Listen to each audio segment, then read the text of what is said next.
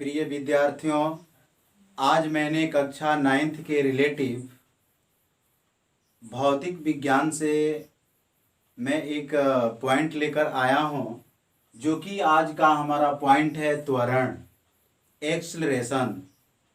What is acceleration? त्वरण क्या है? तो किसी वस्तु के वेग में परिवर्तन के समय दर को, किसी वस्तु के वेग में परिवर्तन के समय दर को ही त्वरण कहते हैं। त्वरण को स्मॉल ए से प्रदर्शित करते हैं। तो एक बार पुनः इसको सुन लीजिए। मैंने बताया कि किसी वस्तु के वेग परिवर्तन की समय दर को उस वस्तु का त्वरण कहते हैं। त्वरण को स्मॉल ए से प्रदर्शित करते हैं। इसका सूत्र है कि त्वरण बराबर वेग परिवर्तन बटा समय अंतराल। इसको हम एक रूप में और लिख सकते हैं कि त्वरण बराबर वेग परिवर्तन का अर्थ होता है कि वेग में जो पोजीशन स्थिति आती है, दो पोजीशन आती है। एक तो प्रारंभिक वेग होगा और दूसरा अंतिम वेग होगा। मैं इसको आगे उदाहरण के माध्यम से बताऊंगा।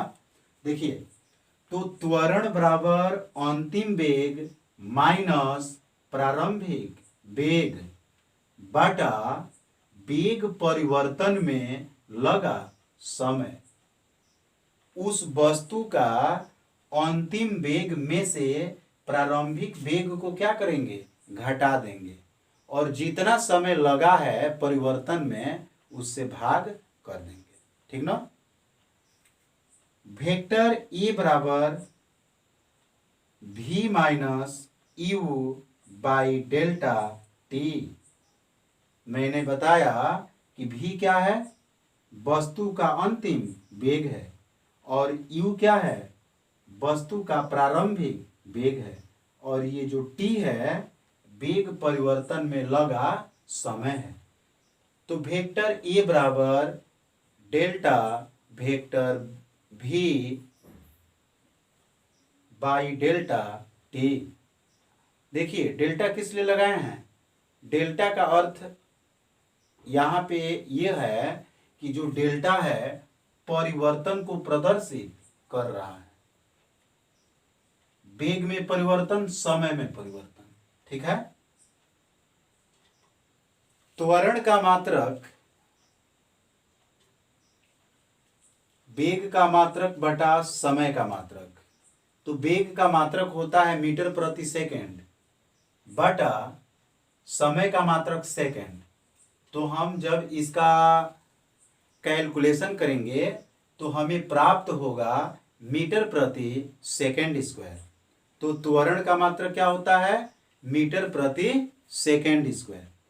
त्वरण के भी प्रकार होते हैं।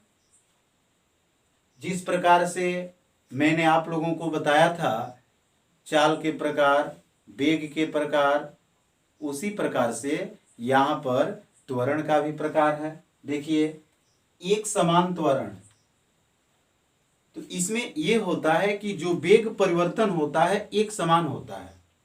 जब वेग में परिवर्तन एक समान होगा तो हम वहां पे कहेंगे कि इस वस्तु का जो त्वरण है एक समान है। जैसे ऊपर से गिरती हुई गेंद की गति, तो किसके कारण? गुरुत्व प्रभाव के कारण।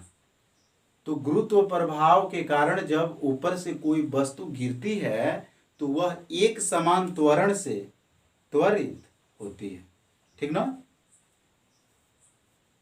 असमान त्वरण, असमान त्वरण, इसमें क्या होता है कि जो वस्तु के वेग में परिवर्तन होता है भिन्न भिन्न होता है।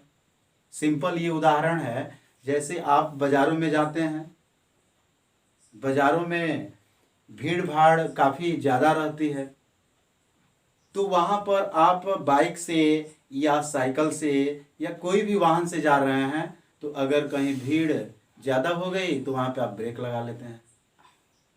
कहीं भीड़ कम है तो फिर जो है अपने ब्रेक को छोड़ देते हैं।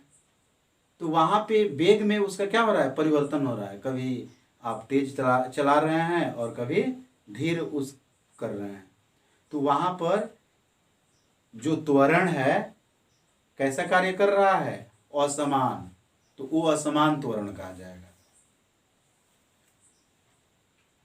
और धनात्मक त्वरण होता है, ऋणात्मक त्वरण होता है, मंदन त्वरण होता है। तो प्रिय विद्यार्थियों, इस पर विशेष ध्यान देना है कि धनात्मक त्वरण क्या है।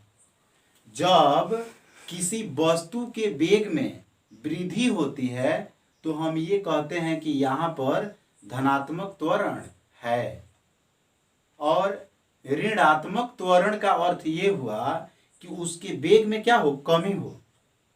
जब उसके वेग में कमी होगा तो वहां पे हम क्या कहेंगे, त्वरण कैसा है, ऋणात्मक है। ऋणात्मक त्वरण को ही मंदन त्वरण भी कहा जाता है।